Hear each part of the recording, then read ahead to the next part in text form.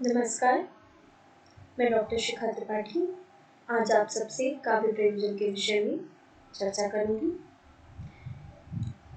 काव्य प्रयोजन। काव्य का अर्थ अर्थात कविता और प्रयोजन का अर्थ उद्देश्य। संसार का प्रत्येक कार्य स्वउद्देश्य होता है। यहाँ तक कि निष्काम भाव से किए जाने वाले कार्यों के पीछे भी कोई न कोई प्रयोजन अवश्य होता है। अतः काव्य के भी कुछ प्रयोजन होते हैं। यह बात अलग है कि वे प्रयोजन स्थूल अथवा प्रत्यक्ष दिखने वाले न होकर सूक्ष्म और अदृश्य होते हैं। प्राचीन काव्य ग्रंथों में कविगण प्रायः काव्य प्रणयन का प्रयोजन भी स्पष्टतः बता दिया करते थे।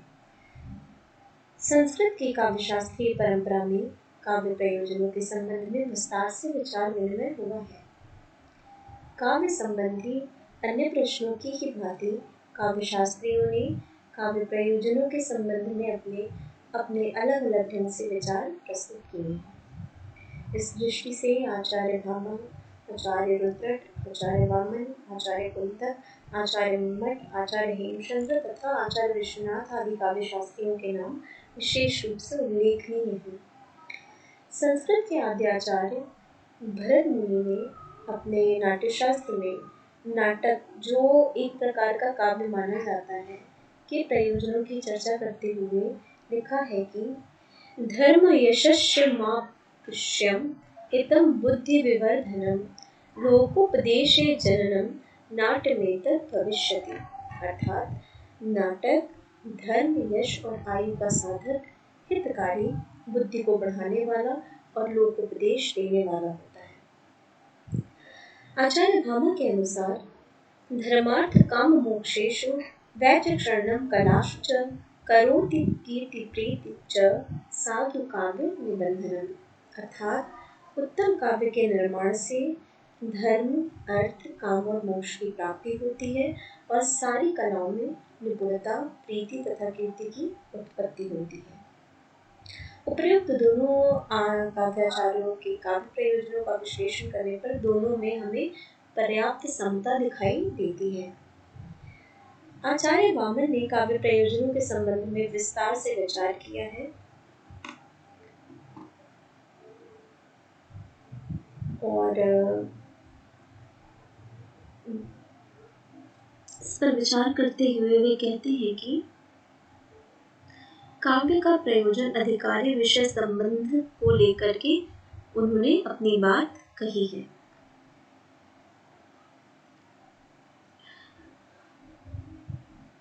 सब काव्य दृष्ट तथा अदृष्ट दोनों प्रकार के प्रयोजनों को सिद्ध करता है और वे क्या है? वे हैं प्रीति और आनंद। सुंदर काव्य का दृश्य प्रयोजन आनंद है और अदृश्ट प्रयोजन कीर्ति है। और वामन ने काव्य प्रयोजनों की चर्चा करते हुए लिखा है कि काव्यम सदृष्टा दृष्टार्थ प्रीति कीर्ति हेतुत्वात्।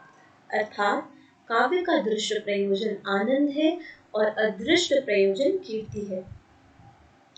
इसके बाद आचार्यों का काव्य प्रयोजन संबंधी चिंतन इन पूर्ववर्ती काव्याचार्यों के चिंतन से अत्यधिक प्रभावित हुआ और आचार्य रुद्रट और कुंतक ने इन सभी आचार्यों के काव्य प्रयोजन के मत के अतिरिक्त चतुर्वर्ग फल प्राप्ति को भी काव्य का एक मुख्य प्रयोजन स्वीकार किया। आचार्य विश्वनाथ ने पुनः चतुर्वर्ग को एक काव्य प्रयोजन माना और अग्नि पुराणकार ने मोक्ष के अतिरिक्त त्रिवर्ग को काव्य प्रयोजन स्वीकार किया। त्रिवर्ग साधनम नाट्यमित्याहुकरणम च यत्। इसी प्रकार आचार्य कुंतक ने काव्य के अनुप्रयोजनों को हम सबके समक्ष रखा है।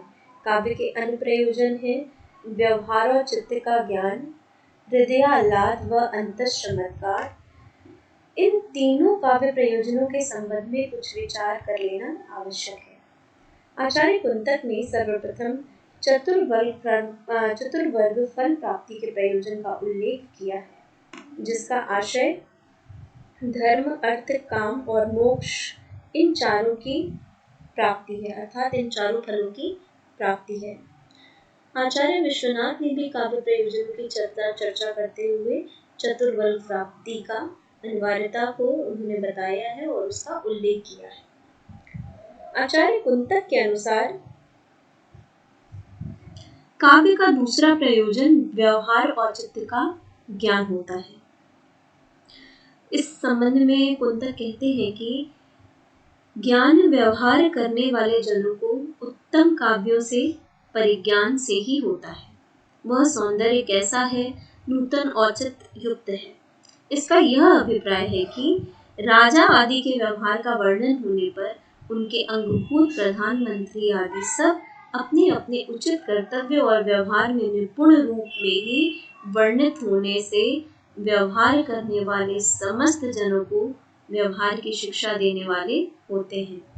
इसीलिए सुंदर काव्यों में परिश्रम करने वाला प्रत्येक व्यक्ति लोक व्यवहार की क्रियाओं में सौंदर्य को प्राप्त कर श्लाघनीय फल को प्राप्त होता है। इस विवेचन में दो महत्वपूर्ण बातें सामने आती हैं। पहला तो यह कि आचार्य कुंतक के अनुसार व्यवहारोचित्य के आश्रय से ऐसे चर्चित व्यवहार से है जो कि मर्यादित, शिष्टाचारयुक्त तथा परिस्थिति के अनुकूल होने के साथ साथ सुंदर और आकर्षक भी हो। दूसरा यह कि काव्य का फल केवल राजकुमारों के लिए नहीं अपितु सामान्य सहृदय के लिए भी होता है। आचार्य कुंतक ने तीसरे प्रयोजन के रूप में अंतःश्रमत्कार का उल्लेख किया है। उनके अनुसार श्रेष्ठ काव्य के पठन में भावक के हृदय में एक अपूर्व चमत्कार उत्पन्न हो जाता है। उनके अनुसार यह अंतःश्रमत्कार वस्तुतः चतुर्वर्ग फर्क की प्राप्ति में भी अधिक श्रेयस्कर होता है और इस संबंध में यह कहा जाता है कि काव्य का आनंद उसके अध्ययन के समय और तदुपरांत भी होता है। इस प्रकार काव्य के अध्ययन की साधना और उसकी परिणति दोनों ही आह्लादकारी होती है। स्पष्टतः ही आचार्य कुंतक भी अंततः काव्य प्रयोजन आनंद को ही मानते हैं, जिसकी महत्व प्रतिष्ठा उनके पूर्ववर्ती और परवर्ती आचार्यों ने भी की है। इन सभी काव्य शास्त्रियों के द्वारा प्रस्तुत काव्य प्रयोजन में आचार्य मम्मट के एतद विषय चिंतन को पूरी तरह प्रभावित किया। आचार्य वामन और भामा आदि ने जिन काव्य प्रयोजनों की स्थापना की थी, परवर्ती आचार्यों जैसे आचार्य मम्मट ने उन्हीं काव्य प्रयोजनों को निश्चयात्मकता और स्पष्टता प्रदान की। आचार्य मम्मट काव्य प्रयोजन की चर्चा करते हुए लिखते हैं, काव्यम यशसे अर्थकृते व्यवहार विदे शिवेत रक्षते सद्यः परिनिवृत्ते कांता सम्मितयोपदेश युजे। अर्थात आचार्य मम्मट ने काव्य के 6 प्रयोजन माने हैं: यश, अर्थ, व्यावहारिक ज्ञान, अशुभ अथवा अमंगल की क्षति, तत्कालीन आनंद की प्राप्ति और कांता सम्मित उपदेश। आचार्य भामु और आचार्य वामन द्वारा प्रस्तुत काव्य प्रयोजनों का सूक्ष्म विवेचन करने पर यह स्पष्ट होगा कि आचार्य मम्मट के काव्य प्रयोजनों में भामा और वामन के काव्य प्रयोजनों से बहुत अधिक अंतर नहीं है, बल्कि देखा जाए तो तत्वतः इन दोनों में पर्याप्त साम्य है। आचार्य मम्मट के शब्दों में जिस अश्व की क्षति की बात कही गई है, उसका भरत के हित में और भामा के चतुर्वर्ग में सहज ही अंतर्भाव हो जाता है। आचार्य मम्मट के काव्य प्रयोजन मम्मट के परवर्ती आचार्यों के लिए मार्गदर्शक सिद्ध हुए। आचार्य मम्मट के ये काव्य प्रयोजन कवि और भावक दोनों को केंद्र बिंदु मानकर प्रस्तुत किए गए, अतः उनके संबंध में विस्तार से हम जानेंगे। मम्मट ने काव्य प्रयोजनों में सर्वप्रथम यश का उल्लेख किया। यश की कामना एक मानवोचित दुर्बलता है, जिसके संबंध में कालिदास ने लिखा है, मंद कवि यशः प्रार्थी गमिष्याम पहारमताम प्राशुल्भे फले लोभ दुर्बाहुरीशः वमन। अर्थात यश की कामना मानव मन की एक स्वाभाविक एवं प्रमुख विशेषता है, जिसे उदात्त मानव की बहुत बड़ी कमजोरी कहा गया है। कहना न होगा कि यही लोक श्रद्धा किसी न किसी रूप में काव्य के क्षेत्र में विद्यमान रहती है। स्वांतः सुखाय साहित्य सृजन करने वाले महाकवि तुलसीदास भी इस लोकेशना की महत्ता को स्वीकार करते हुए कहते हैं कि जो प्रबंध बुध नहीं आदरेही सो श्रम आदि बाल कवि करही।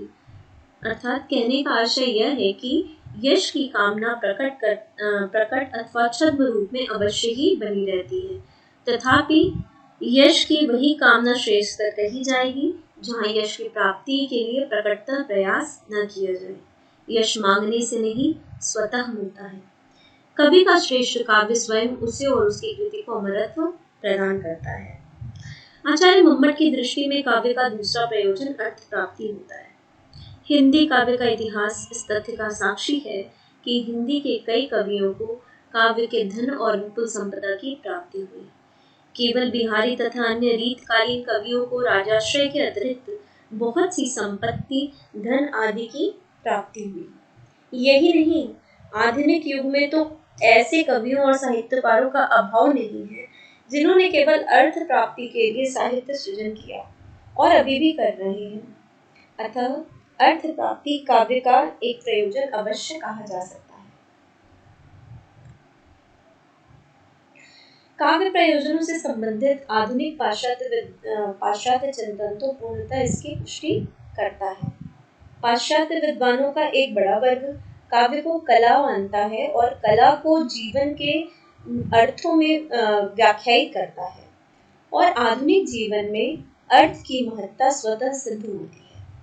अतः यह निर्विवाद है कि प्रयोजन अनिवार्यतः कविनिष्ठ होता है और भावक इससे कोई संबंध नहीं रखता।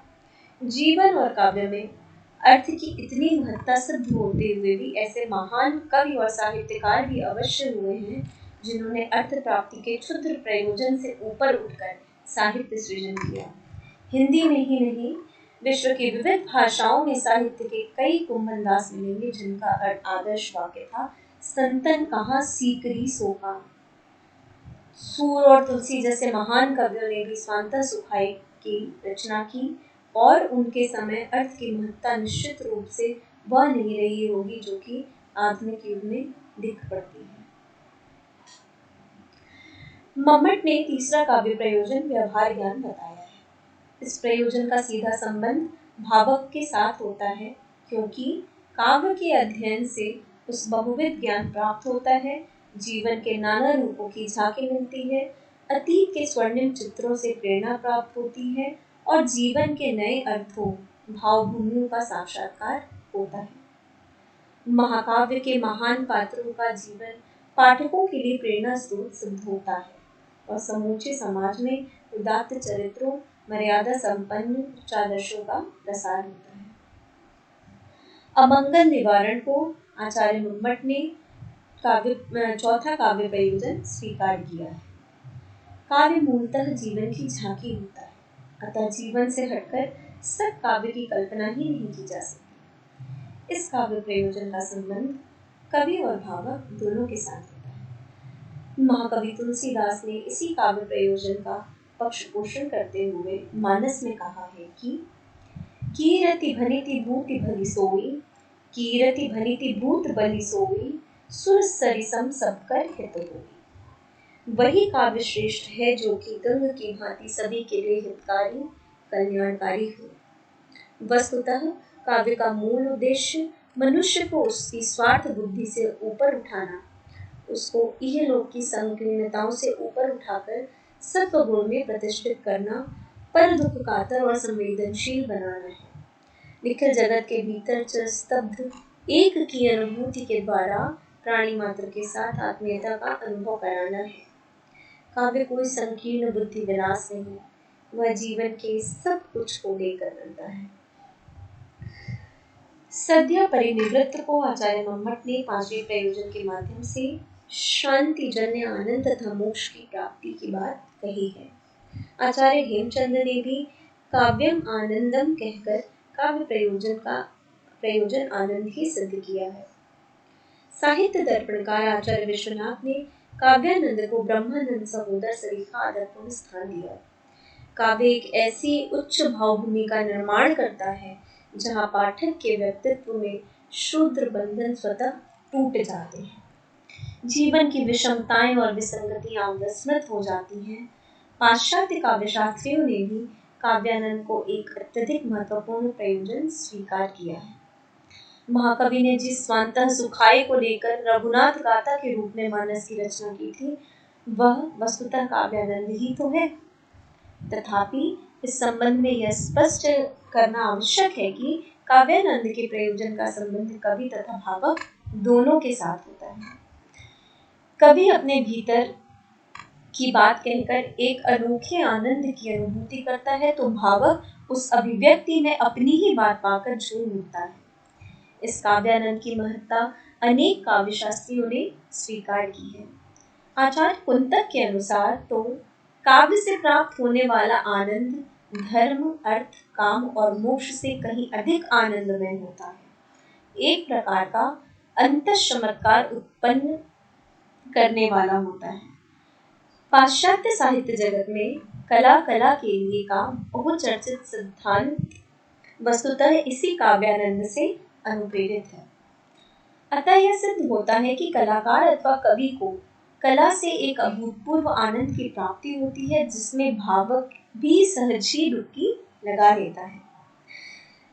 आचार्य मम्मट की दृष्टि में काव्य का अंतिम और छठा प्रयोजन कांता सम्मित उपदेश देना होता है। उपदेश 3 प्रकार से दिया जा सकता है। पहला प्रभु सम्मित, दूसरा सुहृद सम्मित, तीसरा कांता सम्मित। वेद और प्राचीन धर्मशास्त्र ग्रंथों में जो आज्ञामूलक आदेश आदि होते हैं, उन्हें प्रभु सम्मित उपदेश कहा जा सकता है। ऐसे उपदेश अपनी प्रकृति से आज्ञामूलक होते हैं। इतिहास तथा पुराण ग्रंथों आदि में हित अहित संबंधी उपदेशों को सुसम्मित उपदेश कहा जाता है।